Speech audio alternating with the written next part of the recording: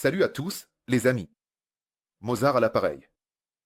En fait, nous avons atteint un nouveau plancher pour le Bitcoin. C'est-à-dire, j'avais prévenu, et pas qu'une seule fois, que c'était possible. Les résultats sont passés en dessous de 75 000.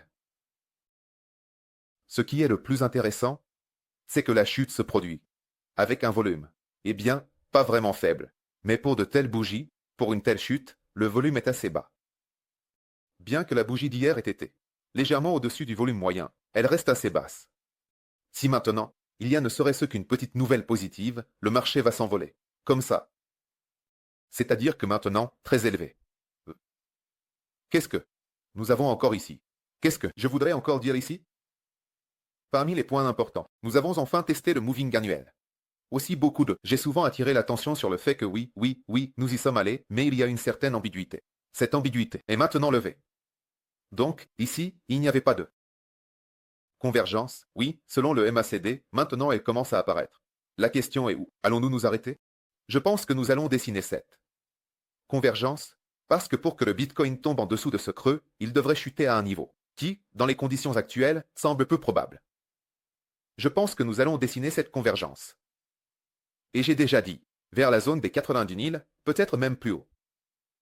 HM. Alors, concernant mes positions, eh bien, la première chose que j'ai déjà dite, oui, le premier achat important qui m'intéressait, était la fourchette de 77 à 78. Donc je l'ai racheté, j'avais une limite placée là. J'ai aussi parlé de ces limites, auparavant. Eh bien, quelque part entre 77 500 et 60. 7600, c'est mon premier point d'entrée. Je le marquerai directement sur le graphique. Et le deuxième point d'entrée. Comme je l'ai dit, la prochaine fourchette qui m'intéresse se trouve ici. Pour être plus précis, vous pouvez la placer dans la fourchette de 70 à 72 000. Ou bien avec une seule limite à environ 60. 11 100 va vers 60. Et 11, par exemple. Juste pour être prudent. C'est le deuxième. Rachat également ici chez moi, avec un volume un peu plus important. Si cela se rachète, ma moyenne d'entrée sera aux alentours de 70. Un peu plus, autour de 73, ma moyenne d'entrée sera. Avec quelques centimes, peut-être, je n'ai pas calculé. Et le stop, pour l'instant provisoirement, à 65. À 65, mais plutôt dans la fourchette de 65. Je n'ai pas encore décidé. Exactement où? Eh bien, pas en dessous, pas en dessous, parce que là déjà, ce sera tout, la fin. Et concernant le marché haussier, c'est-à-dire que maintenant, le Bitcoin a corrigé de 32,2%, c'est-à-dire, pour comprendre, du pic, de mars au creux, du 5 août, 24. C'était environ 34%. Pratiquement la même chose que le Bitcoin a fait maintenant. Pratiquement la même chose. Sur ce même fond, le S&P 500 s'effondre également. Catastrophiquement, juste pour le S&P 500. C'est une chute incroyable. C'est pire que ce qui se passe actuellement dans la crypto sur le Bitcoin. Pour le S&P 500, c'est presque 22%. Pour que vous compreniez, historiquement, une chute du S&P 500 en dessous de 20% signifiait le début d'un marché baissier. C'est-à-dire que c'est un marché baissier confirmé. Voyons, où la bougie d'aujourd'hui se fermera. Elle n'est pas encore fermée. La journée de trading vient à peine de commencer en fait. Mais maintenant, si elle se ferme telle qu'elle, c'est le début d'un marché. Et historiquement, c'est le cas. Des points où il y avait une certaine panique politique. Peut-être. Je suppose que si rien ne change, la pression, probablement. Comme en mars de l'année 23, lors de la crise bancaire. Il commencera d'urgence. Je ne sais pas quoi faire. Il injectera de la liquidité, comprenant que le marché traverse une période difficile et Trump ne veut pas renoncer à ses tarifs. Et il l'a déjà confirmé à plusieurs reprises qu'il ne veut pas céder. Il joue au golf, oui, la Chine ne cède pas non plus et impose des droits de douane en réponse de 34%. Et au cours des 5 dernières années, sur le S&P 500, c'est la troisième plus grande chute. C'est-à-dire la première, le Covid, environ 33%. Ensuite, l'ours, en 22. En 21, une baisse totale de 27% du S&P 500. Cela, d'ailleurs, selon tous les critères, était, mais dans une crypto beaucoup plus grande, mais beaucoup plus. Maintenant, cette chute par structure, c'est-à-dire regardez l'angle de la chute ici et ici. Cette chute ressemble au Covid, un Covid à 100%. La même chose est confirmée. Et les VIP. L'indice de volatilité, également au cours des 5 dernières années, le troisième en termes de force de l'indice de volatilité. En général, voilà, il a bondi à 60. Aussi, le 5 août, il était à 66. Et bien sûr, le Covid. C'était 84. 1, 2, 3. L'une des chutes les plus fortes de l'histoire, encore une fois, encore. Je ne considère ici que l'américain. Si le reste ne s'effondre pas, de manière catastrophique. Vers le bas, sur les rôles, là, sur plusieurs années. 60. De maintenant pour le baril de Brent. Il donne. Même l'or a cédé, il a chuté, l'argent a fortement baissé, l'argent se rachète un peu. Le cuivre, en tant que proxy de la récession, a également chuté assez fortement. Tout a chuté fortement. Tout. De toute façon, ce qui nous intéresse, c'est la crypto. Oui, je montre simplement que le caractère de la chute commence à être très similaire. S'il y avait une quelconque raison, disons, d'un troisième. Dites, c'est-à-dire, indépendante. Qui compte, alors ici cette raison dépend concrètement. Et le monde entier sait qui peut corriger cela, mais cette personne joue au golf. Pour l'instant et ne veut pas le faire. Donc, de toute façon, ce que je peux faire maintenant, je ne peux que me baser sur l'image. L'image, c'est le graphique. Et qu'est-ce que je fais ici concrètement? En ce moment, c'est-à-dire, mon rachat a fonctionné quelque part autour de 77 500 là, en moyenne, dans le bloc, là, une petite grille. Ensuite, au-dessus, un hedge short que j'avais globalement au cas où. De protection de la position, non, ça ne l'a pas atteint, n'est-ce pas? Initialement, j'avais placé à 88 900, ça ne l'a pas atteint non plus. Dommage, c'était d'ailleurs un bon point d'entrée pour un short. Celui-ci, je l'enlève, ça n'a pas de sens, parce que si nous revenons là maintenant, ce sera déjà un retournement global. HM, enfin, par un retournement. Peut-être que ce sera juste un rebond. Déjà fort dans un marché baissier, mais ce sera dangereux pour le hedge short. Je l'enlève. Voilà. Donc maintenant, j'ai seulement un ordre limite en dessous, en moyenne autour de 71 cents. Un peu plus de volume cut, vers le haut. Et bien, avec une moyenne vers le bas. Et c'est un objectif raisonnable. Jusqu'où peut descendre le Bitcoin? C'est-à-dire, de quoi je parle? Il est tout à fait probable que ce n'est pas encore terminé. Ce n'est pas encore terminé. Et si, dans un avenir proche, nous n'entendons aucun signal positif, que ce soit de Trump, du commerce, les partenaires de Trump, là, l'Union européenne, la Chine, ou bien, la Fed ne cédera pas en premier, pour ne pas commencer à injecter de l'argent, oui, dans le marché. De ce mois-ci et du mois dernier, il est tout à fait probable que cet objectif soit atteint. J'en ai également parlé dans la vidéo précédente. Gardez à l'esprit que c'est plus que réaliste, dans les conditions actuelles, c'est plus que réaliste. Mais maintenant, cela commence à ressembler à la formation d'un retournement global. Un retournement global avec pour objectif de. Oui. Ici, le rebond, plus de 90. Si on imagine les scénarios, généralement lors de fortes chutes, maintenant c'est une forte chute, sans prendre en compte, oui, ce qui se passe. Avec Trump et ainsi de suite. Ça a l'air clair, ce qu'on peut faire maintenant. Ici, nous cassons.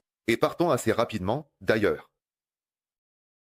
D'ailleurs, sur les futurs, nous avons un écart à 84 000 sur le GNL. Le niveau est plus bas. Là, le niveau est autour de 69, avec des prix très différents. Et une autre configuration. Parce qu'il a commencé à être négocié plus tard.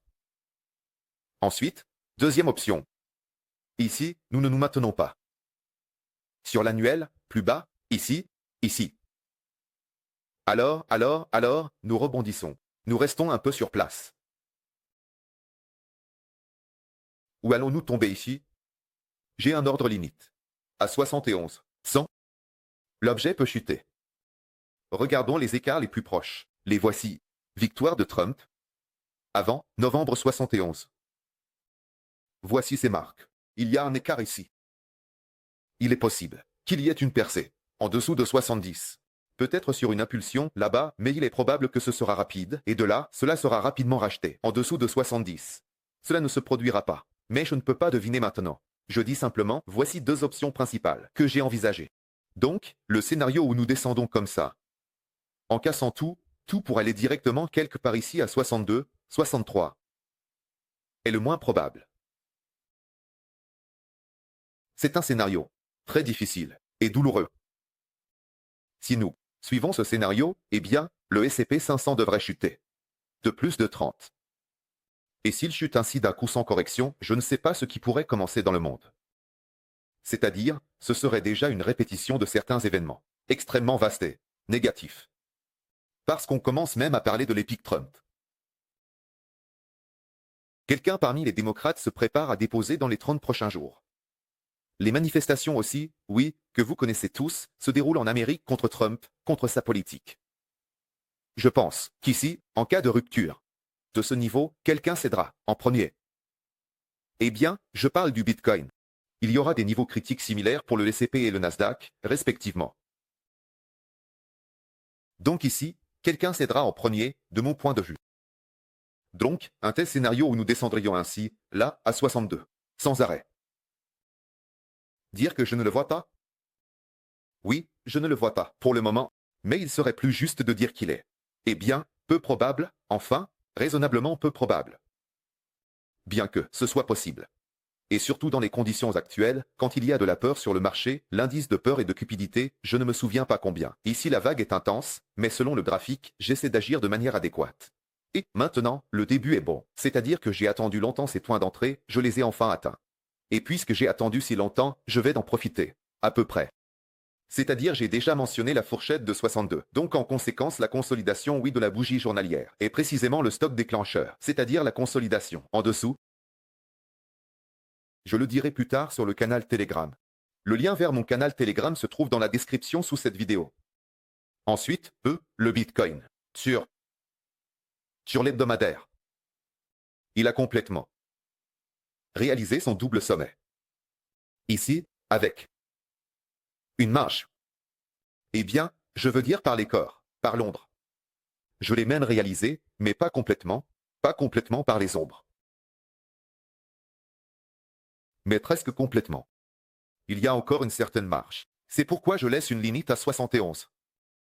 La correction est assez forte, vraiment assez forte. Nous tombons sur l'hebdomadaire en dessous du 40e. C'est aussi ce niveau historique, cette barre qui sépare le marché haussier du marché baissier. Et tant que c'est la frontière du marché haussier, le marché haussier est baissier, c'est-à-dire que le sort va se décider quelque part maintenant. À cette heure, et Denis, il a cette valeur, et il se bat contre cela depuis assez longtemps déjà. Et cela fait très longtemps que tout cela veut rebondir, très longtemps. Mais il attend. Eh bien, une décision positive, quelconque, et c'est celui qui cédera en premier. Et dès qu'un élan apparaîtra, eh bien, que quelque chose apparaisse. Même si la Fed sortait en urgence et disait, les gars, nous allons injecter un demi-billion de dollars. Eh bien, parce que nous ne savons pas ce qui va se passer ensuite, comment, des trillions, plus de 6 trillions. Si tout reste ainsi, eh bien, je ne sais pas ce qui va se passer ensuite, on verra. Si Trump ne cède pas en premier. Et dans ce contexte, tout le monde regarde là où j'ai dit. Voilà. Le total des 3 altcoins a encore une fois atteint un nouveau bas. Le 10 mars, eh bien, début mars, c'était le premier creux, le mouvement annuel. Nous l'avons franchi, le mouvement. Le signal est vraiment mauvais. C'est que nous n'avons pas maintenu le mouvement annuel. Et que nous descendons, c'est un mauvais signal. Je vais être honnête. Tout de suite, vraiment, oui, ne pas nourrir d'espoir pour l'instant. Qu'est-ce que j'attends ici pour l'altcoin? Quelles sont les options? Alors, l'indicateur 40, quoi? Nous le maintenons aussi.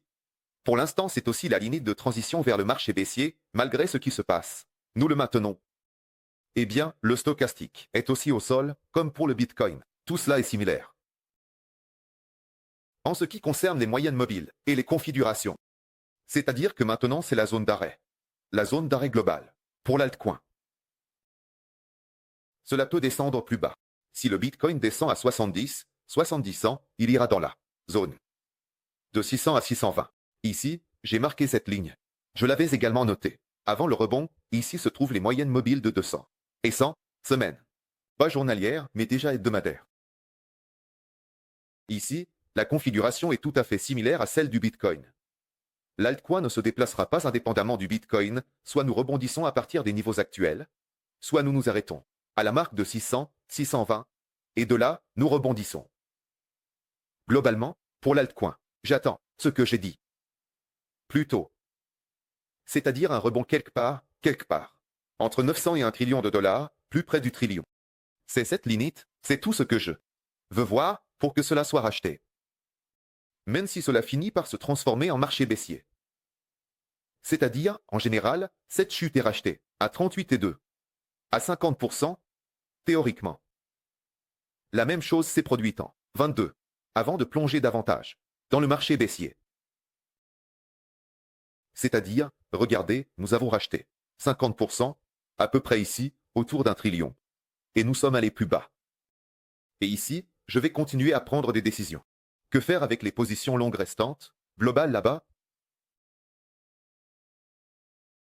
HN. De mon portefeuille à moyen terme. C'est ce qui concerne l'altcoin. Voilà. Les principales réflexions. J'ai dit tout ce que je voulais. Je continuerai à enregistrer des vidéos au fur et à mesure que la situation évolue. Merci à tous. C'était Monstre en ligne. Je nous souhaite à tous bonne chance, une bonne semaine, et au revoir à tous.